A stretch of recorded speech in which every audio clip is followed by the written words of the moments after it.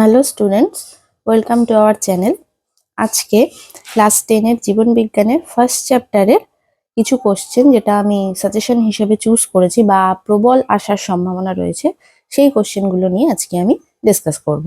তো ফার্স্টেই চলে আসি সাইটোকাইনিন জিবরেলিনের ভূমিকা। যেহেতু আগের বার অক্সিন এসছে, তো সাইটোকাইনিন জিবরেলিনের ভূমিকাটা কিন্তু এবার 2 মার্কসের জন্য খুব ইম্পর্টেন্ট হয়ে যায়। ঠিক আছে, যদি সাইটোকাইনিন জিবরেলিনের মধ্যে আমাকে বলতে পারলো যে কোনটা বেশি ইম্পর্টেন্ট, তাহলে দেখো এইভাবে তো অতটা শিওর দিয়ে বলা যায় না।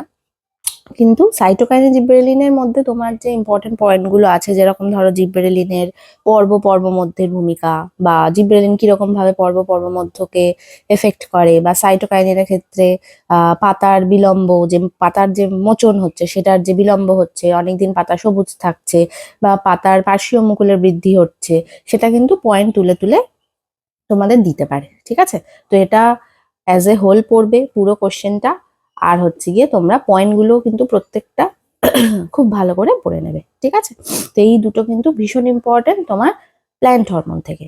তারপরে আসে হচ্ছে কৃত্রিম হরমোনের ভূমিকা। যেরকম তোমরা পড়েছো 2,4-D আগাছানাশক হিসাবে কাজ করে, পার্থেনোকার্পিক হিসাবে কাজ করে, যে পার্থেনোকার্পিক ফল তৈরি হয়।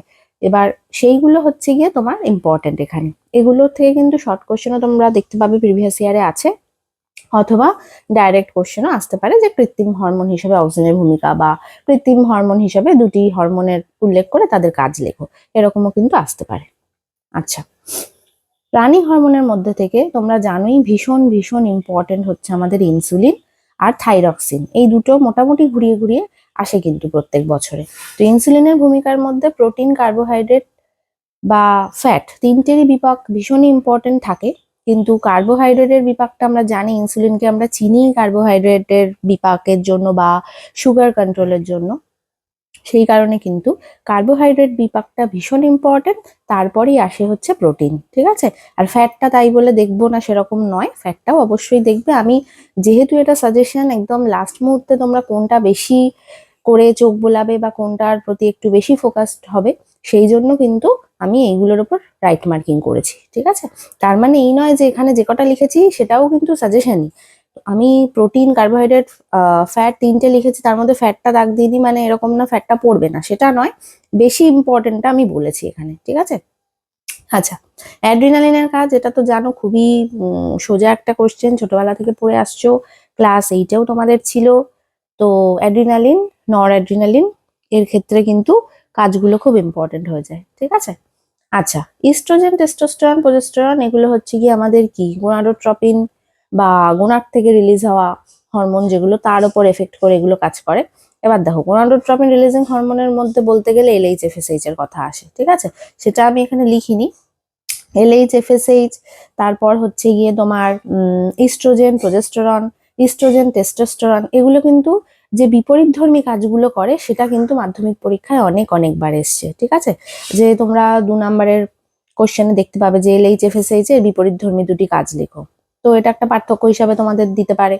ইস্ট্রোজেন, প্রোজেস্টেরনও যেহেতু আলাদা আলাদা কাজ করে কিন্তু ফিমেল বডির ওপর কাজ করে, তো সেটারও কিন্তু পার্থক্য দেখে যাবে। ঠিক আছে, ভুলভাল পার্থক্য প্রচুর মানুষ খাতায় লেখে, কিন্তু সেটা কিন্তু লিখলে হবে না, একদম টু দা পয়েন্ট অ্যান্সার লিখতে হবে। আর টেস্টোস্টেরন, ইস্ট্রোজেনের মধ্যে তো মেল ফিমেল বডিরই পার্থক্য হয়ে যায়। তাছাড়াও পার্থক্যগুলো যেগুলো আছে, ইস্ট্রোজেন কি করে, টেস্টোস্টেরনের ভূমিকাগুলো কি মেল বডিতে, সেটা কিন্তু ঠিকভাবে করে লিখবে, বা কোথা থেকে ক্ষুরিত হয় সেটা দিয়েও কিন্তু একটা পার্থক্য লিখতে পারো। আচ্ছা, থাইরক্সিন বললামই, ইনসুলিনের সাথে থাইরক্সিনের কিন্তু প্রচুর কাজ রয়েছে দেখবে। লোহিত রক্তকণিকার ক্রমপরিণতি, BMR এর ওপর কাজ, ঠিক আছে, বিপাকের ওপর কাজ, এগুলো কিন্তু যেটা ইচ্ছা তুলে তোমাকে পয়েন্টে দিতে পারে, অথবা যদি ডাইরেক্ট কোশ্চেন দেয় তুমি নর্মাল লিখতে পারো। এখানে আরেকটা জিনিস আমি বলিনি, মানে বলিনি কারণ হচ্ছে সাজেশন তো একদম কতগুলো নির্দিষ্ট কোশ্চেনের ওপরই হয়। এই যে বড় চ্যাপ্টার, এটার থেকে প্রায় 100টা ওপরে কোশ্চেন করা যায়, কিন্তু সেটা নয়, তাহলে সেটা সাজেশন থাকে না। তো সেই কারণে আমি সাজেশন হিসাবে এইটা লিখিনি, কিন্তু তাও বলে দিচ্ছি মুখে, সেটা হচ্ছে ফিডব্যাক কন্ট্রোল কাকে বলে, সেটা একটুখানি পড়বে কিন্তু। ঠিক আছে, তোমাদের বইতে 7টায় যেটা আছে, বা যে কোনো বইতে যারা যেটা পড়ো তার মধ্যে কিন্তু থাইরক্সিনের ফিডব্যাক ভূমিকা আছে, ঠিক আছে, যে ফিডব্যাক কন্ট্রোল যেটা কিভাবে করে, ফিডব্যাক কন্ট্রোল কাকে বলে ওটা একটু পড়ে নেবে। আর থাইরক্সিনের ভূমিকা যখন তোমার জন্য ইম্পর্টেন্টই, তাহলে ওটা টিএসএইচ টিআরএইচ কিভাবে করে কাজ করছে, ঠিক আছে, কিভাবে করে তোমার ফিডব্যাকটা হচ্ছে সেটাও কিন্তু অবশ্যই দেখে নেবে, ওটাও কিন্তু ইম্পর্টেন্ট। হ্যাঁ, ওটা আমি এখানে লিখিনি। আচ্ছা, আর একটা শর্ট কোশ্চেন, এটা প্রচুর বার আসে, সেটা হচ্ছে স্নায়ু সন্নিধি বা সাইন্যাপস কাকে বলে। এটাও কিন্তু ভীষণ ভীষণ ইম্পর্টেন্ট 2 মার্কসের জন্য, অথবা 1 মার্কসের জন্য যে ওয়ান লাইনার গুলো আসে তার মধ্যেও কিন্তু তোমরা এটাকে পেতে পারো। আচ্ছা, এরপরে একটা ইম্পর্টেন্ট টপিক, সেটার একটা পুরো লিস্টই আছে তোমাদের বইতে, তার মধ্যে থেকে আমি 3টের নাম এখানে লিখেছি, গুরু মস্তিষ্ক, লঘু মস্তিষ্ক, মধ্য মস্তিষ্ক। এছাড়াও দেখবে সুষুম্না শীর্ষক আছে, তারপরে তোমাদের সিএসএফ আছে, সেরিব্রোস্পাইনাল ফ্লুইড, এগুলো কিন্তু আছে, ঠিক আছে। এখান থেকে ডাইরেক্ট তোমাকে কাজ তো লিখতে দেয়, যে 5 মার্কসের মধ্যে একটা যে তোমার 3+2 থাকে, তো সেই 2 মার্কসের মধ্যে এরকম কাজ লিখতে দিয়ে দিল, গুরু মস্তিষ্ক লঘু মস্তিষ্কের কাজ লেখো। অথবা তোমাকে দিয়ে দিল যে বডি পশ্চার, যে বডির ভারসাম্য সেটা কে নিয়ন্ত্রণ করে, দর্শন শ্রবণকে নিয়ন্ত্রণ করে, শ্বাসের হারকে নিয়ন্ত্রণ করে। তো এগুলো শর্ট কোশ্চেনের জন্য ভীষণ ইম্পর্টেন্ট, আসবেই এখান থেকে কোশ্চেন। আর একটা হচ্ছে তোমাকে যদি 2 মার্কসের জন্য লিখতে দেয় তখনও তোমাকে কিন্তু লিখতে হবে, ঠিক আছে। এগুলো প্রত্যেকবার ইয়ারের কোশ্চেন খুলে দেখবে, এগুলো কিন্তু রিপিট হয়। তো গুরু মস্তিষ্ক, লঘু মস্তিষ্ক, মধ্য মস্তিষ্ক আমি এখানে লিখেছি। এই সংক্রান্ত যে কটা ওই চার্টে আছে সব কটার কাজ কিন্তু পড়তে হবে, কারণ শর্ট কোশ্চেন কিন্তু রিপিট হয়, শর্ট কোশ্চেন ভাবে বলা যায় না যে না এটা আসবে না ওটা আসবে না, ঠিক আছে। আচ্ছা, আরেকটার পরের কোশ্চেনে চলে আসি, কোনো একটি উদাহরণ সহকারে প্রতিবর্ত ক্রিয়া। প্রতিবর্ত ক্রিয়াটা কিভাবে যাচ্ছে, আজ্ঞাবহ, কারক, পেশি যেগুলো রয়েছে সেগুলোর মধ্যে দিয়ে সেটা পড়বে।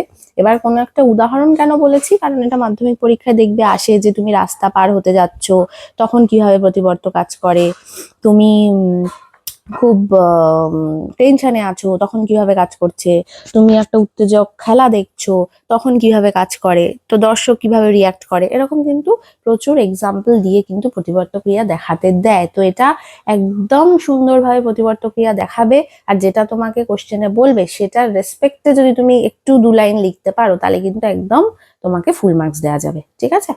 আচ্ছা, তারপরে চলে আসি চোখের প্রত্যেকটা অংশের কাজ। চোখের প্রত্যেকটা অংশের কাজের মধ্যে দেখবে তোমাদের কর্নিয়া, রেটিনা, কোরয়েড এগুলো রয়েছে, সিলিয়ারি পেশি, এগুলো কিন্তু ভীষণ ইম্পর্টেন্ট, এখান থেকে শর্ট কোশ্চেন দেবেই। চোখ এমন একটা জিনিস, এখান থেকে শর্ট কোশ্চেন তোমার কিন্তু আসবেই। এটারও কিন্তু সেই গুরু মস্তিষ্ক লঘু মস্তিষ্কের যে ছকটা বললাম এইরকমই এটারও একটা ছক আছে, সেটাও কিন্তু পড়ে নিতে হবে। প্রত্যেকটা এখানে শর্ট কোশ্চেনের জন্য ইম্পর্টেন্ট, এমন কিছু কিছু টপিক থাকে না সেখান থেকে শর্ট কোশ্চেন আসেই আসে, তো এটাও হচ্ছে এরকম একটা টপিক। তো চোখের শর্ট কোশ্চেন আর এই গুরু মস্তিষ্ক লঘু মস্তিষ্কের শর্ট কোশ্চেন কিন্তু পড়তেই হবে।